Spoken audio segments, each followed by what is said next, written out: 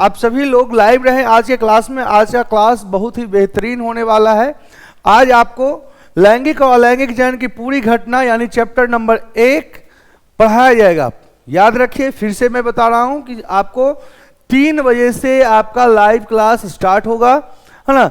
आप सभी लोग जरूर रोज अवेलेबल रहें, रोज देखते रहें, ठीक है। आइए आज का सेशन स्टार्ट करते हैं। आज का सेशन सबसे पहला आप देख सकते हैं, आपके सामने है चैप्टर नंबर 1 का हेडिंग जीवों में जनन, है ना। जीवों में जनन, reproduction in organism. Reproduction in organism को आज हम लोग देखेंगे। देखिए, रिप्रोडक्शन, सबसे पहली तो बात यह है कि रिप्रोडक्शन किसे कहते हैं। तो रिप्रोडक्शन जो है यह जीवों में पाई जाने वाली वैसी प्रक्रिया है जिसके द्वारा जीव अपने जैसा संतान उत्पन्न करता है, अपने अनुरूप संतान की उत्पत्ति करता है। इसी को हम क्या कहते हैं, जनन कहते हैं। जीवों में जनन, यह चैप्टर की शुरुआत सर्वप्रथम जीवन काल से होती है। तो आप देख सकते हैं जीवन काल, लाइफ स्पान का आपके सामने डिफिनेशन दिया हुआ है कि जन्म से लेकर प्राकृतिक मृत्यु तक का समय, है ना, जन्म से लेकर प्राकृतिक मृत्यु तक का समय जीवन काल कहलाता है। अब यहां पर जो नेचुरल डेथ यह कंसीडर किया गया है। नेचुरल डेथ का मतलब क्या हो गया, स्वाभाविक मृत्यु, है ना। किसी दूसरे मृत्यु 2 प्रकार की होती है, एक नेचुरल डेथ, एक एक्सीडेंटल डेथ। अगर मान के चलिए कोई बच्चा जन्म लेता है और 5 साल के अंदर वो कोई किसी दुर्घटना में वो मृत्यु को प्राप्त हो जाता है, तो क्या मनुष्य का जो जीवन काल है वो 5 साल कंसीडर किया जाएगा?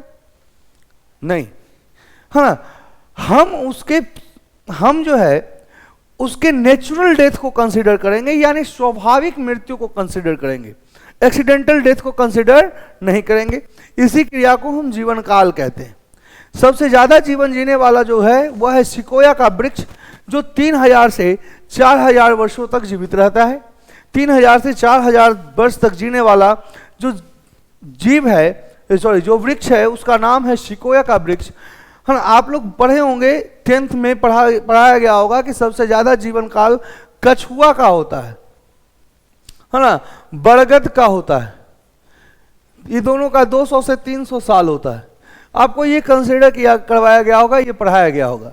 लेकिन ये वास्तविकता वहां तक सही है, लेकिन जब वहां से हम आगे बढ़ते हैं, 10th से जब आगे बढ़ते हैं, आज हम 12th के स्टूडेंट हो चुके हैं, तो 12th में थोड़ा सा स्टैंडर्ड बढ़ाइए, और स्टैंडर्ड बढ़ा करके आपको समझ में आएगा कि सिकोया का जो वृक्ष है यह 3000 से 4000 साल तक जिंदा रहता है।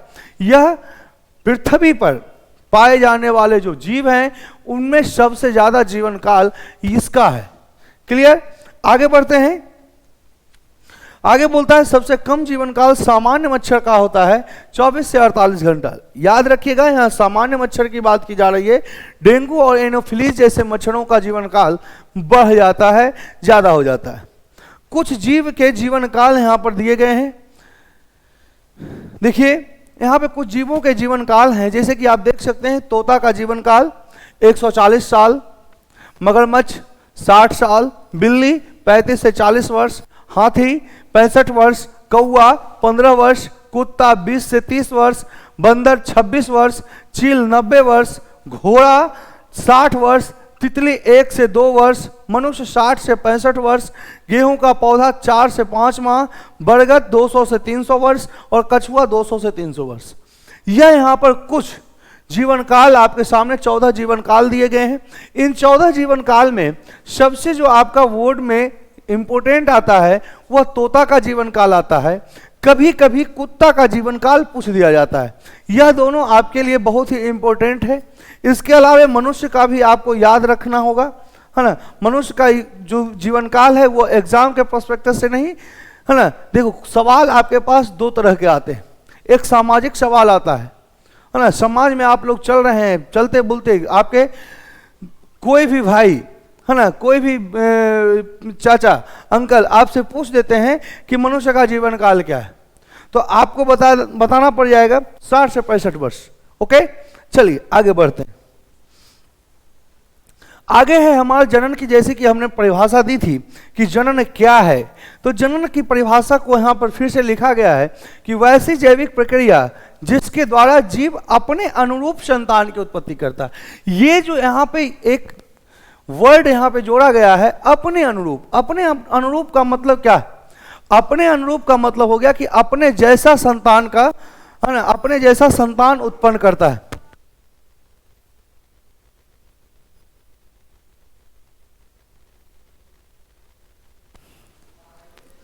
अपने अनुरूप संतान की, यानी अपने जैसे संतान की उत्पत्ति, है ना, अपने जैसे संतान की उत्पत्ति, जैसा वो है वैसा संतान अगर उत्पन्न हो जाए तो उसी को हम क्या कहते हैं? जनन कहते हैं। यह दो प्रकार के होते हैं, अलैंगिक और लैंगिक। अलैंगिक जनन क्या कहता है? अलैंगिक जनन कहता है कि जनन की वैसी प्रक्रिया जो एक जनक द्वारा संपन्न हो। एक जनक कहने का मतलब क्या हो गया कि जीव शरीर एक ही है और उसके शरीर से क्या हुआ कि दूसरा संतान उत्पन्न हो जाता है। अगर एक शरीर से दूसरे संतान, तीसरे संतान की उत्पत्ति हो रही है तो ऐसी जनन प्रक्रिया को हम क्या कहेंगे? अलैंगिक जनन कहेंगे, है ना। अलैंगिक जनन का उदाहरण यहां देता है अमीबा, पैरामीशियम, यूग्लेना, हाइड्रा, एस्ट, ये सभी अलैंगिक जनन के, है ना, हो जाएंगे। चलिए आगे देखते हैं। आगे देखिए है अलैंगिक जनन का प्रकार। अलैंगिक जनन का प्रकार आपके सामने 6 प्रकार का अलैंगिक जनन बताया जा रहा है ना। खंडन, पुनरुद्भवन, कायिक प्रवर्धन, मुकुलन, बीजाणुजनन और विखंडन। चलिए अब हम इन सभी को बारी बारी से देखेंगे। खंडन बोलता है जब जीव अपने शरीर को एक से अधिक भाग में, यहां पे देखिए बहुत ही बढ़िया, बहुत ही बेहतर आपके सामने डिफिनेशन लिखा गया है। बोलता है कि जब जीव अपने शरीर को एक से अधिक खंड में, यानी अगर कोई जीव है यह अपने आप को एक से अधिक, यानी 2, है ना, 3, 4, यानी कहने का मतलब 2 से लेकर इन्फिनिटी तक, है ना, ये जो है ये इस तरह से जब आपका एक से अधिक संतान उत्पन्न हो जाता है तो इसी को हम कहते हैं खंडन। ठीक है, यह प्रक्रिया क्या कहलाती है? खंडन कहलाती है।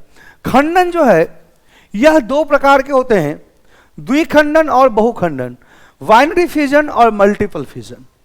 बाइनरी फिजन और मल्टीपल फिजन यह तो जो दोनों खंडन के प्रकार हैं, यह दोनों खंडन के प्रकार को इस तरह से हम लोग देख सकते हैं कि बाइनरी फिजन के आगे द्वि लगा हुआ है। द्विखंडन यानी 2 खंड में बंटना। जब कोई जीव शरीर अपने आप को 2 खंड में बांट ले, यानी कहने का मतलब ये कोई जनक है और ये जनक जो है अपने आप को 2 खंड में बांट लिया तो इसी को हम कहेंगे, ये क्या हो गया? संतान हो गया। ये हो गया आपका संतान। तो जब 2 खंड में बांट लेगा तो इसी को हम कहेंगे द्विखंडन। द्विखंडन के उदाहरण में है अमीबा, पैरामीशियम, यूग्लिना, इटिसी। यहां पे देखिए अमीबा में द्विखंडन को आपको दर्शाया गया है, इसको आप लोग समझ सकते हो। देखिए यहां पे यह अमीबा है। अमीबा के बारे में 2 प्रमुख गुण प्रचलित हैं। वो क्या क्या? सबसे पहली बात तो यह है कि यह एक अमर प्राणी है, ये कभी मरता नहीं।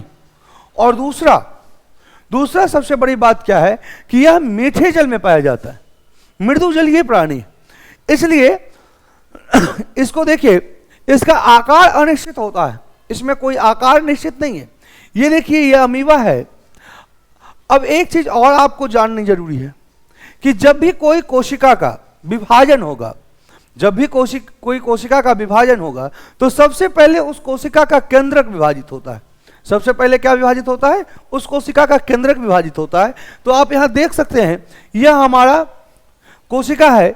कोशिका के अंदर यहां पर ये देखिए हमारा केंद्रक है। केंद्रक सबसे पहले विभाजित होना शुरू हो गई। इस प्रकार से केंद्रक का विभाजन स्टार्ट है और केंद्रक पूर्ण रूप से 2 भाग में विभाजित हो चुकी।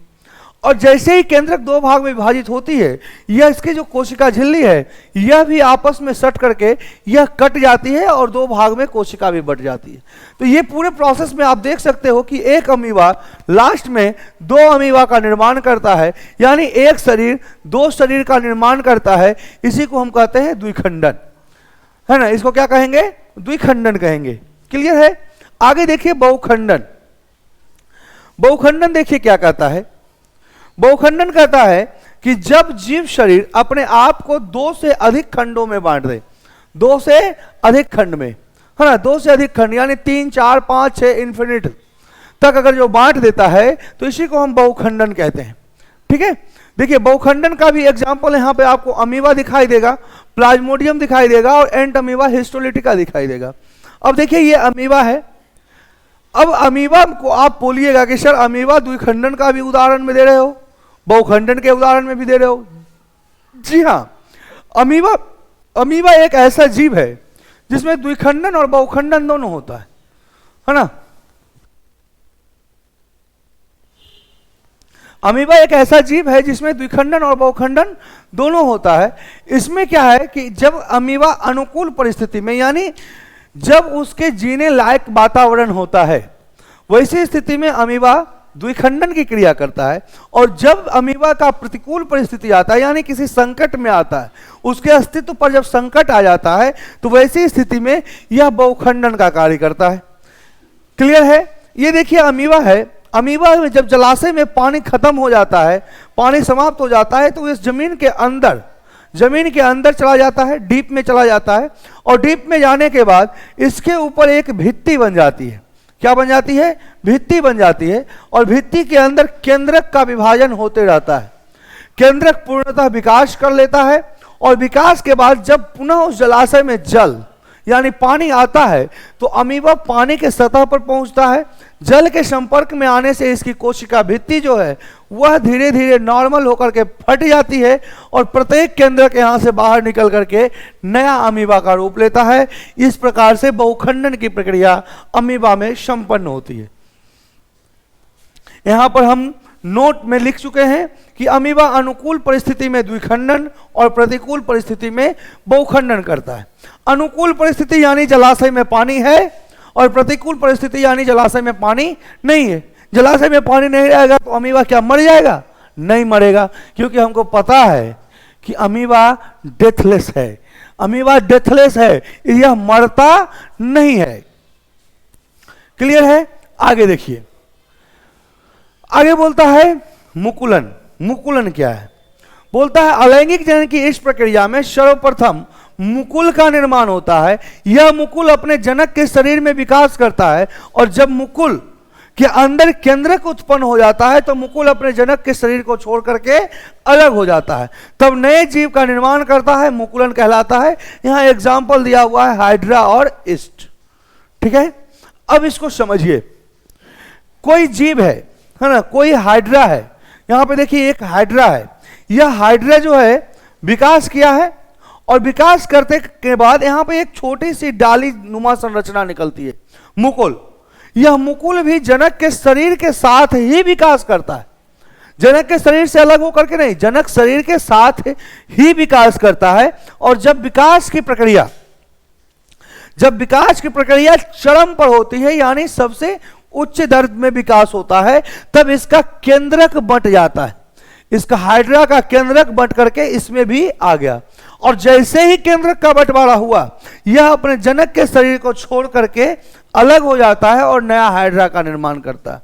यह वही मुकुलन, वही घटना हो गया कि जब तक पिताजी के संपत्ति का बंटवारा नहीं हुआ था, तब तक पिताजी अपने थे। और जैसे ही पिताजी का संपत्ति का बंटवारा हो गया, पिताजी किसके हैं कोई पता नहीं। ठीक है, पिताजी को छोड़ करके हम क्या हो गए? अलग हो गए। आगे बढ़ते हैं पुनरुद्भवन की तरफ। रीजनरेशन। रीजनरेशन कहता है कि अलैंगिक जनन की वैसी प्रक्रिया जिसमें जीव अपने आप को अलग करके, है ना, अपने आप को अलग अलग भागों में बांटकर नए जीव का निर्माण कर ले। यानी शरीर अपने आप को बहुत सारा टुकड़ा में काट दिया, बहुत सारा टुकड़ा में तोड़ दिया और तोड़ने के बाद हर एक टुकड़ा एक नया जीव शरीर बना लिया। जैसे कि यहां देखिए प्लेनेरिया के साथ हुआ है। यह देखिए प्लेनेरिया है, इसको हम प्लेनेरिया कहते हैं। यह प्लेनेरिया अपने आप को 3 भाग में बांटा, ए, बी और सी।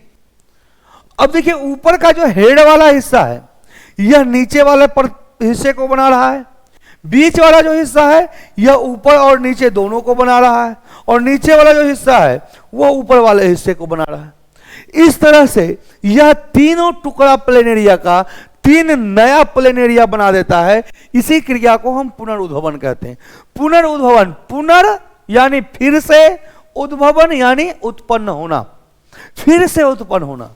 अपने शरीर को पहले एकदम तहस नहस कर देना, एकदम पूरे तरह से तोड़ देना, और तोड़ करके हर एक टुकड़ा जब नया जीव निर्माण करे, नए जीव को, नए ऑर्गेनिज्म को फॉर्म करे, इसी को हम कहते हैं पुनरुद्भवन। क्लियर है? आगे आ जाइए, बीजाणु जनन। बीजाणु जनन में कहता है कि जनन की वैसी प्रक्रिया जो बीजाणु के द्वारा संपन्न हो, है ना। जनन की वैसी प्रक्रिया जो बीजाणुओं के द्वारा संपन्न हो, उसको हम बीजाणु जनन कहते हैं। बीजाणु, जब बीजाणु के द्वारा जनन की प्रक्रिया होगी तो उसी को हम कहेंगे बीजाणु जनन, है ना। जब बीजाणु का निर्माण होगा और बीजाणु के द्वारा जनन की प्रक्रिया होगी तो इसी को हम कहेंगे बीजाणु जनन। बीजाणु जनन यहां म्यूकर में दिखाया गया है।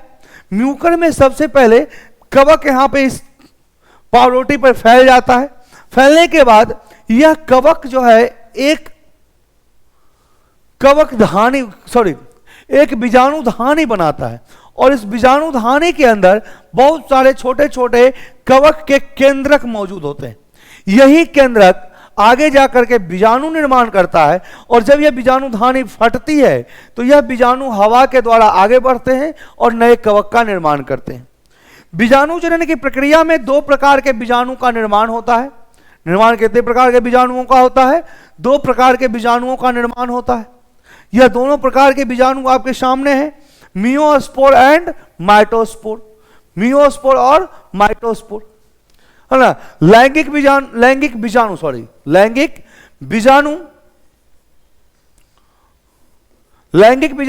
और अलैंगिक बीजाणु। ये लैंगिक बीजाणु और अलैंगिक बीजाणु आप लोग चैप्टर, ये क्या बोल सकते हैं, 11th में चैप्टर नंबर 2 में आप पढ़े होंगे। 11th का चैप्टर नंबर 2 में लैंगिक बीजाणु और अलैंगिक बीजाणु के बारे में पढ़ना है, वहां पर आप लोग पढ़े होंगे। फिर से हम बता दे रहे हैं, मियोस्पोर यानी लैंगिक बीजाणु। लैंगिक बीजाणु जो है वैसा बीजाणु है जिसका निर्माण अर्धसूत्री विभाजन से होता है। किस विभाजन से हो रहा है? अर्धसूत्री विभाजन से, है ना। यह लैंगिक जनन की प्रक्रिया में भाग लेता है। इसका मतलब यह है कि बीजाणु जनन की प्रक्रिया से, बीजाणु जनन के द्वारा लैंगिक जनन और अलैंगिक जनन दोनों क्रिया होता है। याद रखिएगा कि बीजाणु जनन के द्वारा लैंगिक जनन यानी सेक्सुअल रिप्रोडक्शन भी होता है और एसेक्सुअल रिप्रोडक्शन भी होता है। तो जब बीजाणु मियोस्पोर बनेगा यानी अर्धसूत्री विभाजन से जब बीजाणु का निर्माण होगा तो वैसी स्थिति में यह लैंगिक जनन की क्रिया करेगा, जिसका उदाहरण यहां है जाइगोस्पोर्स, एस्कोस्पोर्स और बेसिडियोस्पोर्स। क्लियर? आगे देखिए माइटोस्पोर, देखिए क्या कहता है। माइटोस्पोर कहता है वैसा बीजाणु जिसका निर्माण समसूत्री विभाजन से हो। समसूत्री विभाजन, याद रखिएगा कि समसूत्री विभाजन से हमेशा अलैंगिक जनन की क्रिया होती है। तो समसूत्री विभाजन से जब निर्माण होगा तो यह अलैंगिक जनन की क्रिया में भाग लेगा, और इसका उदाहरण में आता है कोनोडिया और आर्थ्रोस्पोर। ठीक है, चलिए यहां कुछ नोट पॉइंट दिए गए हैं, इसको आप लोग दिमाग में रखिएगा। हो सके तो इसका आप लोग स्क्रीनशॉट लेकर के रख लीजिए, क्योंकि यहां से एक ऑब्जेक्टिव आता है। ठीक है, अब देखिए पेनिसिलिन, म्यूकर और राइजोपस, सेकेरोमाइसिस, यह 4 कवक के प्रकार है ना, कवक के उदाहरण है। कौन? पेनिसिलियम, म्यूकर, राइजोपस और सेक्रोमाइसिस। इसमें मियोस्पोर और माइटोस्पोर दोनों बनेंगे, है ना, बनते हैं, है ना, दोनों बनते हैं। यहां पर मियोस्पोर और माइटोस्पोर दोनों बनेंगे। कहने का मतलब क्या हो गया कि इसमें लैंगिक जनन और अलैंगिक जनन की प्रक्रिया दोनों होगी। बिहार बोर्ड में एक बार यह क्वेश्चन आ चुका है कि पेनिसिलियम में किस प्रकार के बीजाणु बनते हैं। तो पेनिसिलियम में मियोस्पोर और माइटोस्पोर दोनों बनता है। क्लियर है?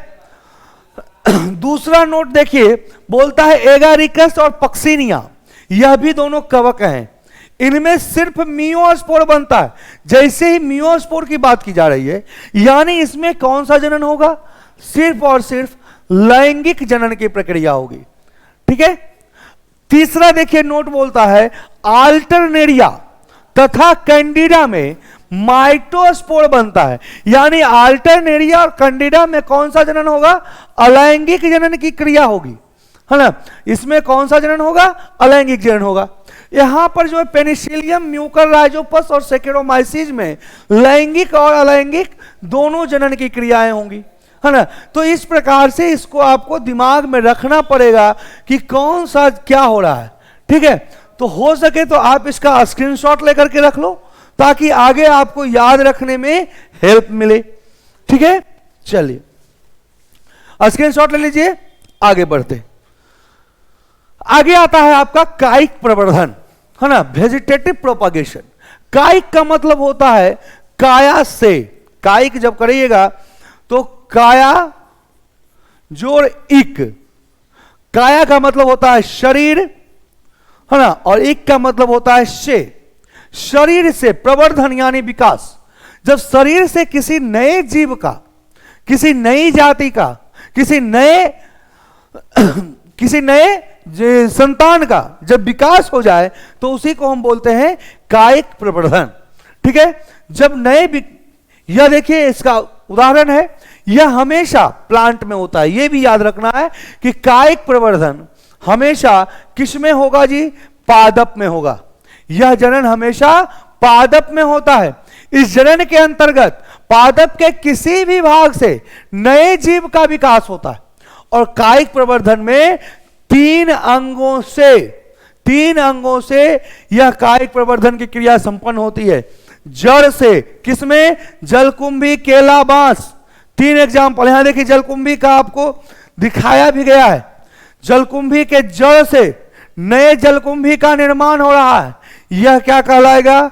जड़ द्वारा कायिक प्रवर्धन, है ना। नीचे देखिए, तना के द्वारा गुड़हल, गुलाब, आम, ईख, है ना, ईख यानी गन्ना, है ना, इस सब में किसके द्वारा होगा? तो तना के द्वारा कायिक प्रवर्धन होगा। यहां देखिए, ईख के तने को लगाया गया है और इस तने से नए पादप का क्या हो रहा है? निर्माण हो रहा है। ठीक है। इसके बाद देखिए, है ना, इसके बाद देखिए ब्रायोफिलम। ब्रायोफिलम को पत्थरचट्टा के नाम से भी जाना जाता है। और ये दूसरा है कलंचू वर्टिसिलेटा। कलंचू वर्टिसिलेटा, ब्रायोफिलम और कलंचू वर्टिसिलेटा। यहां पर देखिए, ये ब्रायोफिलम का लीफ है ना, ब्रायोफिलम का लीफ है। इस लीफ से देखिए नए नए पादप का विकास हो रहा है। नए नए पादप का क्या हो रहा है जी? विकास हो रहा है। इसी को हम क्या कहते हैं? पत्ती द्वारा कायिक प्रवर्धन की प्रक्रिया। क्लियर है? चलो आगे बढ़ते हैं। आगे छठा और अलैंगिक जनन के सबसे अंतिम की प्रक्रिया, अलैंगिक जनन का सबसे अंतिम क्रिया। अलैंगिक जनन का सबसे अंतिम क्रिया देखिए क्या कहता है कि बोलता है जब जीव अपने आप को पर्यावरण के अनुरूप, पर्यावरण के अनुसार एक से अधिक खंडों में बांटकर नए जीव का जब विकास करेंगे, है ना, पर्यावरण के द्वारा, पर्यावरण के अनुरूप जब अपने आप को एक से अधिक खंड में बांटकर जब नए जीव का विकास करेंगे तो इसी को हम क्या कहेंगे? फ्रेगमेंटेशन कहेंगे। फ्रेगमेंटेशन कहेंगे या विखंडन की क्रिया कहेंगे।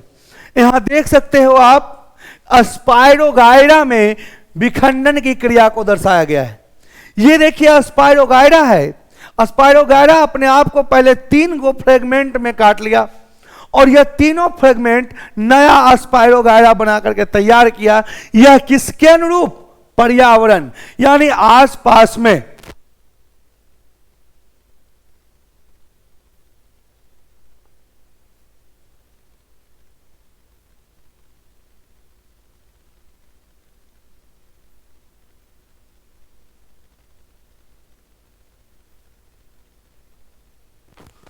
है ना, तो यहां पे ये स्पाइरोगायरा पर्यावरण के अनुसार अपने आप को क्या किया है, 3 अलग अलग खंड में बांटकर 3 नए नए स्पाइरोगायरा का निर्माण किया। क्लियर? अलैंगिक जनन की क्रिया यहां पर समाप्त होती है। अलैंगिक जनन की क्रिया यहीं पर समाप्त हो जाती है। 6 प्रकार का अलैंगिक जनन हमने आपको समझाया। आई होप आपको यह सभी अलैंगिक जनन की जो के प्रकार जो हैं वो समझ में आ गए होंगे। अब हम यहां से आगे बढ़ते हैं। आगे बढ़ते हुए हम लोग अब प्रवेश करेंगे लैंगिक जनन की प्रक्रिया में। किसमें प्रवेश करने वाले हैं हम लोग? लैंगिक जनन की प्रक्रिया में। ठीक है, आइए देखिए लैंगिक जनन की प्रक्रिया क्या है। बोलता है जनन की वैसी प्रक्रिया जिसमें 2 जीव शरीर भाग ले। 2 जीव शरीर कौन कौन? नर तथा मादा। नर तथा मादा। जब नर तथा मादा 2 को भाग लेगा, 2 जीव शरीर जब भाग लेगा तो उसी को हम कहेंगे लैंगिक जनन। जब जनन की प्रक्रिया में नर और मादा भाग ले तो उसी को हम कहते हैं लैंगिक जनन। उदाहरण यहां मनुष्य है, मनुष्य के अलावे गाय, घोड़ा, है ना, गधा, कुत्ता, सुअर, कुछ भी आप दे सकते हो। Is that clear? निषेध ये जो है आपका लैंगिक जनन, लैंगिक जनन को 3 चरण में बांटते हैं। निषेचन के पूर्व की क्रिया प्री फर्टिलाइजेशन स्टेज, निषेचन की घटना फर्टिलाइजेशन स्टेज, निषेचन के बाद की घटना पोस्ट फर्टिलाइजेशन स्टेज। यानी कहने का मतलब यह है, कहने का सीधा सीधा तात्पर्य यह है कि अगर हम निषेचन की क्रिया को देख लें, निषेचन की घटना को अगर हम जान लें तो पहले निषेचन के पहले क्या हो रहा है और निषेचन के बाद क्या होगा यह हमको पता चल जाएगा। ठीक है, तो देखिए हम निषेचन की घटना को यहां पर दिखा रहे हैं। ये देखिए हमारा निषेचन की घटना है। निषेचन की घटना में क्या होता है कि 2 जनक, है ना, 2 जनक मेल और फीमेल, यह दोनों के युग्मकों का, गेमिट्स का जब संयुग्मन होता है तो इसी को हम कहते हैं निषेचन। जब आपस में ये मिलेंगे, मिलने की प्रक्रिया फर्टिलाइजेशन कहलाती है।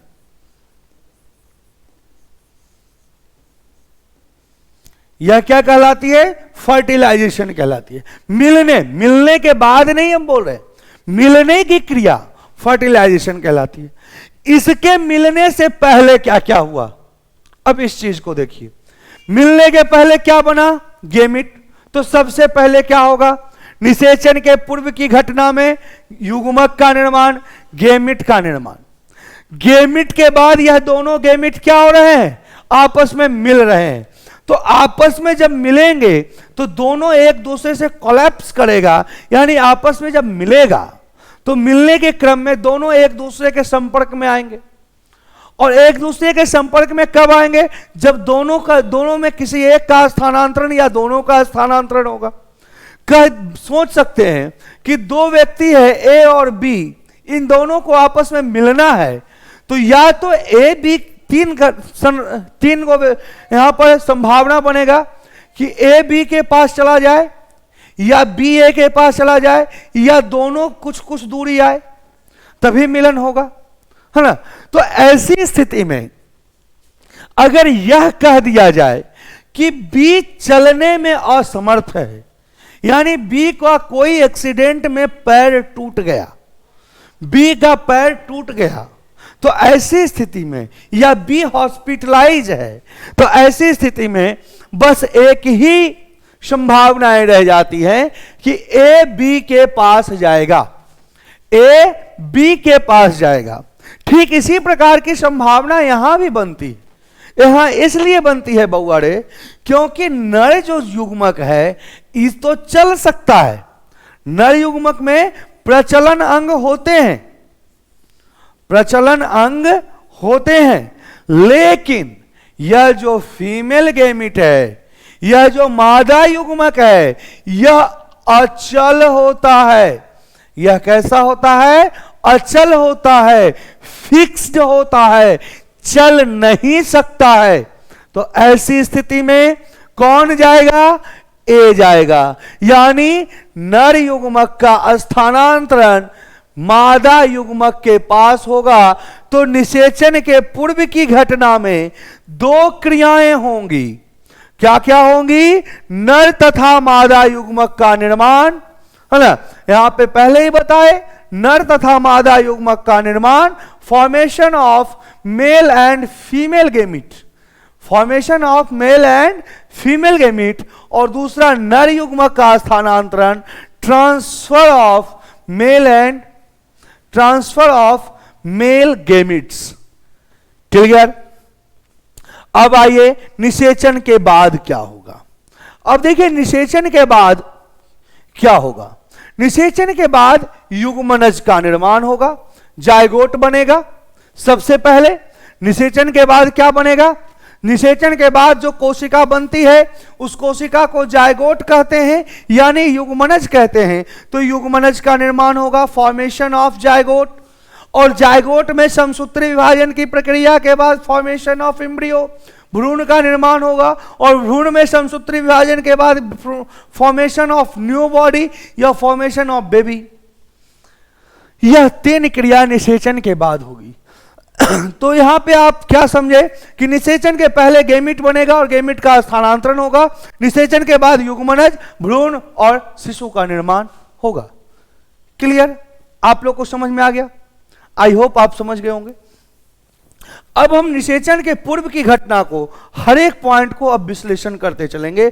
हर एक पॉइंट को हम देखते चलेंगे कि निषेचन के पहले क्या होगा, होगा तो कैसे होगा, कौन सी प्रक्रिया के द्वारा होगा, है ना। इन सभी चीजों का हम विश्लेषण करेंगे।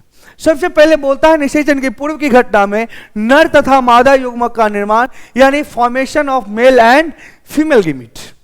देखिए formation of male and female gamete क्या कहता है कि युग्मक का निर्माण हमेशा अर्धसूत्री विभाजन से संपन्न होता है। अब ये जो बात बोल दिया ना, अर्धसूत्री विभाजन, बहुत भयंकर बात बोल दिया, बहुत भयंकर बात बोल दिया कि अर्धसूत्री विभाजन से होगा। अर्धसूत्री विभाजन से जब इसका निर्माण होगा तो याद रखिएगा कि गुणसूत्र की संख्या शरीर में जितनी है उसका आधा गुणसूत्र युग्मक में रहेगा। मान के चलिए कि अगर मनुष्य में गुणसूत्र की संख्या 46 है तो मनुष्य के युग्मक में गुणसूत्र की संख्या 46/2 यानी 23 होगा। समझ में आ गया? और सूत्री विभाजन से जब विभाजित कोशिकाएं होती हैं तो उनमें गुणसूत्र की संख्या आधी, अर्धसूत्री, अर्ध गुणसूत्र, आधा गुणसूत्र। क्लियर? जिसमें गुणसूत्र की संख्या अगुणित यन अर्थात आधी होती है। बात समझ में आ गया? आधा लिखा हुआ है ना, आधी होती है। ठीक? क्लियर है? आगे देखिए, बोलता है अर्धसूत्री विभाजन के माध्यम से एक कोशिका विभाजित होकर के 4 कोशिका बनाता है। अब इस चीज को समझना बहुत जरूरी है कि एक कोशिका विभाजित होकर के 4 कोशिका कैसे बनाएगा। आप लोग अगर फर्स्ट ईयर में पढ़े हों तो ध्यान होगा कि अर्धसूत्री विभाजन में विभाजन की क्रिया 2 बार होती है ना। विभाजन की क्रिया कितनी बार होती है? 2 बार होती है। यहां पर देखिए, अर्धसूत्रण प्रथम, अर्धसूत्रण प्रथम, और दूसरा होता है अर्धसूत्रण द्वितीय, है ना। अर्धसूत्रण प्रथम और सूत्रण द्वितीय। अगर यहां पर गुणसूत्र की संख्या 2n है तो पहले में तो यन आएगी और दूसरे में भी क्या होगी? यन आएगी। कह सकते हैं कि अर्धसूत्रण विभाजन की, यानी अर्धसूत्री विभाजन की पहली विभाजन अर्धसूत्री होती है। पहली विभाजन क्या होती है? अर्धसूत्री होती है। लेकिन दूसरी विभाजन समसूत्री होती है ना। समसूत्री यानी जनक में उपस्थित कोशिकाओं के बराबर गुणसूत्र। देखिए यहां पर यन आया है तो नीचे भी क्या आया? यन आया। तो इस प्रकार से आप देख सकते हो कि पूरे अर्धसूत्री विभाजन में लास्ट में केगो कोशिका बना है? 4 कोशिका बना है। यही चीज तो हम यहां बताए कि अर्धसूत्री विभाजन के अंत में एक कोशिका विभाजित होकर के कितनी कोशिका बनाती है? 4 कोशिकाओं का निर्माण करती है। ठीक है, यहां पे देखिए कुछ जीव एवं उनमें पाए जाने वाले गुणसूत्र की संख्या दिखाया गया है। जीव है ये, युग्मक में गुणसूत्र की संख्या यानी आधा, और शरीर में पाए जाने वाला गुणसूत्र की संख्या यानी 2n यानी पूरा। ठीक है, सेब में देखिए 17 गुणसूत्र होता है आपका युग्मक में, और 17 गुना 2 34 गुणसूत्र सेब के पूरे शरीर में, बॉडी सेल में होता है। हाँ, उसी तरह से आलू के युग्मक में 24 और आलू में 48, मक्का में 40 गुणसूत्र और उसके युग्मक में 20 गुणसूत्र, प्याज में 32 गुणसूत्र और उसके युग्मकों में 16 गुणसूत्र, धान में 24 गुणसूत्र और उसके युग्मकों में 12 गुणसूत्र। ठीक है, इसी प्रकार से कुछ यहां पर भी दिया गया है ना, कुछ यहां पर भी दिया गया है। मनुष्य, कुत्ता, बिल्ली, चूहा, तितली, ऑफियोग्लोसम, रेडियोलेरिया। इस बार जो है मनुष्य में पूछा गया था क्वेश्चन, मनुष्य के युग्मकों में गुणसूत्र की संख्या देखिए कितना होगा बबुआ रे? 23। ठीक है, अब आ जाइए युग्मक के प्रकार। युग्मक जो है लैंगिकता के आधार पर अगर देखा जाए तो लैंगिकता के आधार पर युग्मक 2 प्रकार के होते हैं, नर तथा मादा, नर युग्मक और मादा युग्मक। ठीक है, यह युग्मक का निर्धारण, नर और मादा युग्मक का निर्धारण उनमें पाए जाने वाले गुणसूत्र के आधार पर होता है। क्लियर है? आगे देखिए कहता है युग्मक को आकार के आधार पर 2 भागों में बांटा जाता है, सम युग्मक और विषम युग्मक या असम युग्मक। ठीक है, क्लियर है? सम युग्मक या विषम या असम युग्मक। ठीक है, सम युग्मक और विषम युग्मक सीधा सीधा ये रखेंगे। आइसोगेमिट और हेटेरोगेमिट, आइसोगेमिट या इसको होमोगेमिट भी कहते हैं, होमोगेमिट भी कहेंगे। ठीक है, होमोगेमिट या हेटेरोगेमिट। क्लियर है? अब आइए देखिए होमोगेमिट बोलता है, आइसोगेमिट कहता है कि वैसा युग्मक का जोड़ा यानी दूगो, है ना, जोड़ा यानी दूगो, जो बाहरी संरचनाओं में एक दूसरे के समान हो, एक दूसरे के क्या हो? समान हो। यानी बाहर से जब देखें तो हमको ऐसा प्रतीत नहीं हो कि दोनों अलग अलग है, बाहर से इन दोनों की संरचनाएं एक जैसी हो। देखिए यहां पे क्लेडोफोरा का युग्मक दिया गया है। देखिए तो बाहर से जब हम इसको देखते हैं तो पता चलता है कि कौन नर है और कौन मादा, कौन नर है कौन मादा है, ये पता चलता है? नहीं पता चल रहा है। इसलिए हम इसको क्या कहेंगे? समयुग्मक कहेंगे। इसको क्या कहेंगे जी? इसको समयुग्मक कहेंगे। देखिए विषम युग्मक, विषम युग्मक क्या कहता है कि वैसा जोड़ा जिसकी बाहरी संरचनाएं भिन्न हो, बाहरी संरचनाएं क्या हो? भिन्न हो, अलग हो, और नर युग्मक मादा युग्मक से छोटा हो, और नर युग्मक में क्या हो? प्रचलन अंग मौजूद हो, प्रचलन अंग क्या रहे? मौजूद रहे। तो ऐसी इसको क्या कहेंगे हम? विषम युग्मक कहेंगे, हेटेरोगेमिट कहेंगे। ठीक है, देखिए यहां पर यह है फ्यूकस का नर युग्मक दिया गया है। ये देखिए एक मादा युग्मक है, मादा युग्मक बड़ा है और नर युग्मक क्या है? छोटा है। इसमें देखिए ये जो आपको दिख रहा होगा ये फ्लैजला है जो नर युग्मक को चलने में मदद करता है। क्लियर है? क्लियर है? बात समझ में आ गया? चलो आगे बढ़ते हैं। अब देखिए युग्मक का स्थानांतरण, युग्मक स्थानांतरित कैसे होता है? युग्मक का स्थानांतरण जो है, युग्मक का जो स्थानांतरण है इसमें हमेशा नर युग्मक का ही स्थानांतरण होता है, क्योंकि मादा युग्मक अचल होती है। पहले ही हम बता दिए कि मादा युग्मक जो है उसमें प्रचलन अंग नहीं पाया जाता है, यह फिक्स है, इसलिए हमेशा किसका युग होगा? तो मादा युग्मक का होगा। ठीक है, नर युग्मक में सिलिया, फ्लैजला तथा एक्सोनिम, इसको आप लोग दिमाग में रखोगे। सिलिया, फ्लैजला तथा एक्सोनिम के द्वारा स्थानांतरण की क्रिया संपन्न होती है। यह तीन जो हैं, यह तीनों प्रचलन अंग है। क्या है? प्रचलन अंग है। ठीक है, आगे देखिए, निषेचन की क्रिया किसे कहेंगे? तो निषेचन जब नर तथा मादा युग्मक आपस में मिलते हैं तो इसे ही हम निषेचन कहते हैं। नर तथा मादा युग्मक के मिलने की क्रिया को निषेचन कहा जाता है।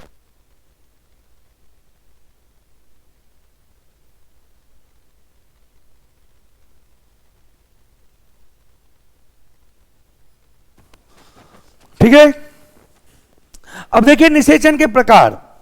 निषेचन दो प्रकार के। निषेचन कितने प्रकार के? दो प्रकार के, आंतरिक निषेचन और बाहरी निषेचन, है ना। बाहरी निषेचन, बाह्य निषेचन। इसको आंतरिक निषेचन को इन विवो कहेंगे और बाहरी निषेचन को इन विट्रो कहेंगे। इसको याद रखना, आंतरिक निषेचन बाह्य निषेचन कहीं नहीं पूछता है, इन विट्रो और इन विवो पूछता है। इन विवो और इन विट्रो में पूछ देगा अंतर। इस तरह से आप लोग इसको डील कर लोगे। आंतरिक निषेचन देखिए कहता है कि जब निषेचन की क्रिया मादा शरीर के अंदर हो जाए, जब निषेचन की क्रिया क्या हो जाए? मादा शरीर के अंदर हो जाए, तो उसी को हम आंतरिक निषेचन कहेंगे। निषेचन की क्रिया जब मादा शरीर के अंदर हो जाए तो आंतरिक निषेचन कहलाता है। उदाहरण है डॉल्फिन, शार्क, चमगादड़, है ना, मनुष्य, गाय इत्यादि। डॉल्फिन को हम राष्ट्रीय जलीय जीव कहते हैं। भारत का राष्ट्रीय जलीय जीव, राष्ट्रीय जलीय जीव कौन है? गंगा डॉल्फिन। वह निषेचन देखिए कहता है कि निषेचन की वैसी प्रक्रिया जो मादा शरीर के बाहर हो तो उसे हम क्या कहते हैं? बाह्य निषेचन कहते हैं। समुद्री घोड़ा, कछुआ, मेढक, परखनली शिशु इत्यादि। परखनली शिशु को इसमें आपको याद रखना होगा। परखनली शिशु क्लियर है? चलिए आगे देखिए निषेचन के बाद की क्रिया।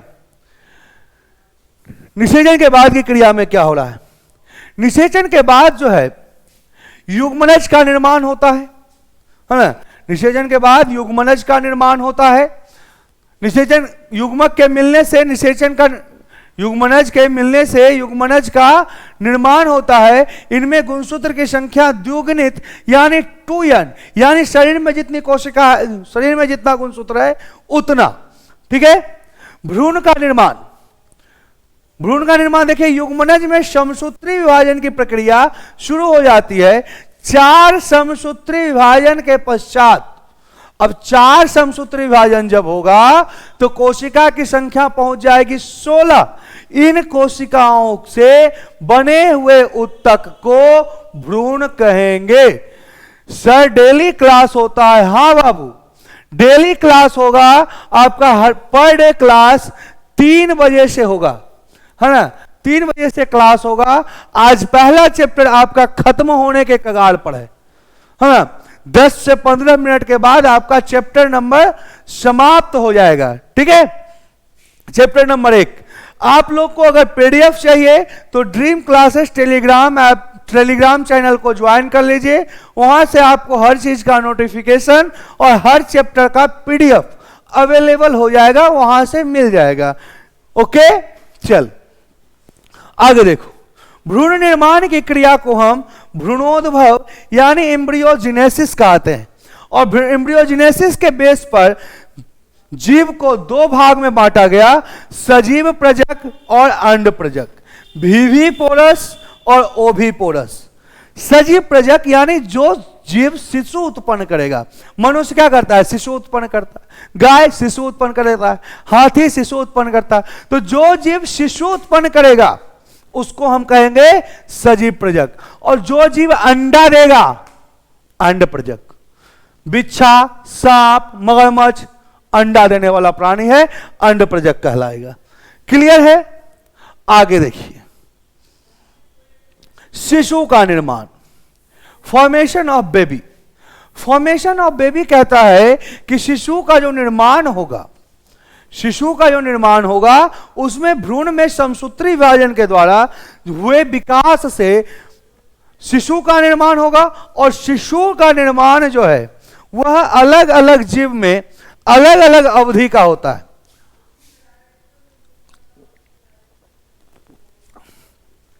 शिशु निर्माण की प्रक्रिया अलग अलग जीव में अलग अलग अवधि का होता है। पादप में भ्रूण के विकास, पादप में जो है भ्रूण विकास करके क्या बनाता है, बीज बनाता है, और बीज से नए पादप का निर्माण हो जाता है। क्लियर है? चलिए नेक्स्ट आगे देखिए। अब यहां से आपको कुछ जो है आपका शॉर्ट क्वेश्चन जो बीच बीच में छूटा है उस सभी को देखते चलेंगे। पहला बोलता है अनिषेक जनन क्या है, पार्थेनोजेनेसिस। यस, क्वेश्चन आता है। हाँ, जब जनन की क्रिया बिना निषेचन के संपन्न हो जाए, जब जनन की क्रिया यानी शिशु उत्पन्न हो जाए लेकिन निषेचन नहीं हो, ऐसी स्थिति को, ऐसे जनन को हम क्या कंसीडर करते हैं, पार्थेनोजेनेसिस। उदाहरण के तौर पर मधुमक्खी और रोटिफर्स आपके सामने है। मधुमक्खी, अब यहां पर देखिए मधुमक्खी में कुछ चीज यहां पे लिखे हैं। जनन की क्रिया रानी मधुमक्खी, याद रखिएगा जनन की क्रिया कौन करेगा, रानी मधुमक्खी। और मधु संचय, है ना, मधु संचय यानी मध का संग्रहण कार्यकर्ता मधुमक्खी। मधुमक्खी 3 प्रकार के होते हैं, रानी मधुमक्खी, कार्यकर्ता मधुमक्खी और नर मधुमक्खी। होता क्या है ना, होता क्या है कि ये जो रानी मधुमक्खी है ये जब अंड देता है ना, ये जब अंड देता है तो नर मधुमक्खी हार्मोन रिलीज करता है, और इस हार्मोन से उद्दीपित होकर के अंड जो है लार्वा में बदल जाता है। यानी निषेचन की क्रिया हुई नहीं, उद्दीपन की क्रिया हुई, और इस उद्दीपन से नए मधुमक्खी का निर्माण हो गया। इसी को हम कहते हैं अनिषेक जनन। आगे है आपका मोनोकार्पी। मोनोकार्पी देखिए क्या कहता है, बोलता है वैसा पादप जो अपने संपूर्ण जीवन काल में, है ना, अपने पूरे जीवन काल में एक बार फूल देता है, एक बार फूल या एक बार फल दे, उसे हम मोनोकार्पी कहते हैं। उदाहरण में है अगेव, बांस और केला, है ना। यह तीनों जो है क्या करता है, अपने संपूर्ण जीवन काल में एक बार फूल देता है। यहां पे नोट करके एक चीज लिखा गया है कि 12 साल में एक बार फूल देने वाला बांस का नस्ल, जिसका वैज्ञानिक नाम, एक नस्ल कौन है, नीला कुरेंजी है, जिसका वैज्ञानिक नाम एस्ट्रोबिलंथस कुथियाना है। एस्ट्रोबिलंथस वंश है जबकि कुथियाना जाति है। 12 साल में एक बार फूल देने वाला बांस का नस्ल कौन है, नीला कुरेंजी, और इसका वैज्ञानिक नाम क्या हो गया, एस्ट्रोबिलंथस कुथियाना। एस्ट्रोबिलंथस वंश है जबकि कुथियाना जाति है। एकांतर पुष्पन, है ना, अल्टरनेट फ्लावरिंग। देखिए अल्टरनेट फ्लावरिंग क्या कहता है, बोलता है वैसा पादप जो 2 वर्ष में एक बार फूल दे, यानी इस साल फूल दिया, अगले साल नहीं देगा, उसके अगले साल देगा, फिर अगला साल नहीं देगा, फिर अगला साल देगा। इस तरह से होता है आम में।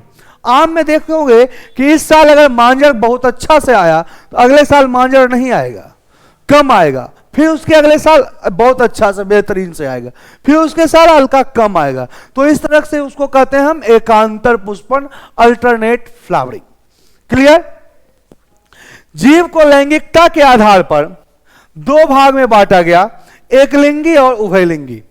एकलिंगी हम किसको कहेंगे, जो एक जीव शरीर में एक जननांग, यानी हम हैं तो हमारे शरीर में एक ही जननांग होगा, नर जननांग, है ना। हमारी पत्नी है तो उसके शरीर में मादा जननांग होगा, यानी शरीर एक जननांग एक, तो वह क्या हो जाएगा, एकलिंगी। अगर किसी के शरीर में दोनों जननांग हो तो उसको हम कहते हैं उभयलिंगी। एकलिंगी का एग्जाम्पल है खजूर, सहतूत, भांग, पपीता, मनुष्य। ये जो जितना भी हम दिखा रहे हैं ना, इस सब को याद रखना। अरे जीव वाला तो, जंतु वाला तो याद रहता है, पादप वाला नहीं याद रहता है, इसलिए इसको याद रखना। वो भी खास करके पपीतवा को, पपीतवा बढ़िया परेशान करता है। ठीक है, आगे देखिए उभयलिंगी बोलता है कि वैसा जीव शरीर जिसमें दोनों जननांग हो, एक शरीर में 2 जननांग, उसको हम कहेंगे क्या, उसको हम कह देंगे उभयलिंगी। देखिए गुड़हल, नारियल, मक्का, रेड़ी, केचुआ, जोक, फीता, कृमि इत्यादि, यह सब क्या है जी? उभयलिंगी। ठीक है, आगे चलिए देखिए, बोलता है अगर निषेचन नहीं हो तब क्या होगा? निषेचन नहीं अगर होता है तो दो क्रिया होती है, मासिक चक्र और मध चक्र। मासिक चक्र जो है यह प्राइमेट वर्ग के, है ना, प्राइमेट ऑर्डर के जंतुओं में होगा। प्राइमेट ऑर्डर के क्या? प्राइमेट ऑर्डर किसको कहेंगे? प्राइमेट ऑर्डर हम उसको कहेंगे, स्तनधारी जब होता है, जब स्तनधारी किंगडम को आगे जाकर के जैसे जैसे हम बांटते जाते हैं तो ऑर्डर में बढ़ता है प्राइमेट और नॉन प्राइमेट। प्राइमेट वर्ग, प्राइमेट ऑर्डर में उसको रखा जाता है जो मनुष्य और मनुष्य के पूर्वज है। बंदर, चिंपांजी, लंगूर, ये सब जो है किस में आ जाएंगे? प्राइमेट में आ जाएंगे। और नॉन प्राइमेट में गाय, गधा, घोड़ा, सुअर, बकरी सब आ जाएगा नॉन प्राइमेट में। ठीक है, तो मासिक चक्र और मध चक्र में अगर जो आपसे अंतर पूछा जाए तो मासिक चक्र में बोलता है कि यह प्राइमेट ऑर्डर के स्तनधारी में होगा। मासिक चक्र में रक्त का स्राव होगा, इसके अंतर्गत मानव तथा इनके पूर्वज आएंगे। नॉन प्राइमेट में क्या, सॉरी, मध चक्र में क्या होगा? यह नॉन प्राइमेट ऑर्डर के स्तनधारी में होगा, इसके अंतर्गत गाय, घोड़ा, बकरी, गधा, सुअर आएगा और इसमें रक्त का स्राव नहीं होगा। रक्त का स्राव नहीं होगा। मासिक चक्र को ऋतुस्राव चक्र या अंडाशयी चक्र के नाम से भी जाना जाता है। ठीक है, चलिए आगे आइए। आगे देखिए, बोलता है बंगाल का आतंक किसे और क्यों कहते हैं? बंगाल का आतंक किसको कहते हैं? जलकुंभी को कहते हैं। बंगाल का आतंक किसको कहते हैं? जलकुंभी को कहते हैं। और जलकुंभी जो है इसे बंगाल का आतंक क्यों कहते हैं? देखिए, जो अगर कोई तालाब है, मान के चलिए कि एक तालाब है, इस तालाब में क्या होता है कि अगर जलकुंभी का एक भी पौधा को ला करके आप यहां पे डाल देते हो तो ये देखते देखते धीरे धीरे पूरे तालाब में यह फैल जाता है। पूरे तालाब में क्या होता है? फैल जाता है यह जलकुंभी। और इसका जड़ क्या होता है? नीचे होता है ना, पानी के अंदर। जब यह फैलता है तो पानी को शांत कर देता है, पानी को स्थिर कर देता है, जिसके कारण ऑक्सीजन घुल नहीं पाता। आप देखे होंगे कि एक्वेरियम में एक मोटर लगाया जाता है। एक्वेरियम यानी शीशा का जो होता है ना, मछली रखने वाला पात्र, जिसे हम सजावट के लिए उपयोग में लाते हैं। उस एक्वेरियम में एक मोटर रखते हैं। क्यों? वाटर बबल के लिए, है ना, वाटर में एयर बबल क्रिएट करे, उसके लिए हम उसको रखते हैं। एयर बबल क्यों क्रिएट करता है? एयर बबल क्रिएट करने से जल में हलचल होते रहती है, जिससे उसमें ऑक्सीजन घुलते रहता है और मछली आसानी से जीवित रहती है। लेकिन जब यह जल को शांत कर देता है तो इसमें ऑक्सीजन घुलता नहीं, और जो रहा थोड़ा मोड़ा पोषक तत्व उसको इसका जल खींच लेता है। तो इस पानी को क्या कर देता है? इस पानी में किसी भी प्रकार के पोषक तत्व नहीं रह जाते हैं। और जब पोषक तत्व ही नहीं रह जाएगा तो जीव का शरीर कैसे विकास करेगा? जीव का शरीर विकास नहीं करेगा तो कैसे इसमें मछली जिंदा रहेगी? और मछली जिंदा नहीं रहेगी तो मछली पालन को क्या हो जाएगा? घाटा हो जाएगा। और बंगाल की अर्थव्यवस्था में मछली पालन का एक बहुत बड़ा योगदान है, जिसके कारण कि उसकी अर्थव्यवस्था बिगड़ जाती है। इसलिए हम इसको बंगाल का आतंक कहते हैं। बंगाल का आतंक जो जलकुंभी है, यह दक्षिणी अमेरिका में अमेजन में तैरने वाला एक पौधा है। अमेजन जो नदी है उसमें फ्लॉट करने वाला यह एक पौधा है, जिसे बंगाल के गवर्नर वॉरेन हेस्टिंग की पत्नी मैरी हेस्टिंग ने सजावटी पौधे के रूप में सबसे पहले बंगाल में लाया था, और तब से यह बंगाल का सत्यानाश करने पर जुड़ा हुआ है। ठीक है, जलकुंभी को हम जलीय जंगली घास के नाम से भी जानते हैं। लास्ट क्वेश्चन बोलता है क्लोन या एक पुंजक किसे कहते हैं? क्लोन या एक पुंजक हम वैसे जीव को कहते हैं जो फोटोकॉपी हो, यानी जैसा जनक वैसा संतान। जनक के फिनोटिपिक और जीनोटिपिक कहने का मतलब हो गया आनुवांशिक रूप से और बाहरी समानताओं से, दोनों तरह से जब एक समान हो तो उसी जीव को हम कहते हैं क्लोन। और क्लोन का निर्माण हमेशा समसूत्री विभाजन से होता है। क्लियर? तो आज के क्लास में हमने चैप्टर नंबर 1 को पूरे तरीके से हमने देखा। चैप्टर नंबर 1 हमारा पूरा खत्म हुआ, थ्योरी आज क्लियर कर दिया गया। कल के क्लास में चैप्टर नंबर 1 से संभावित बोर्ड ऑब्जेक्टिव है ना, बोर्ड में पूछे जाने वाले ऑब्जेक्टिव लेकर के कल हम आएंगे और इसके ऊपर अब कल चर्चा चलेगी। ठीक है, तो मिलते हैं कल के क्लास में। तब तक के लिए Jai Hind, bye bye, take care.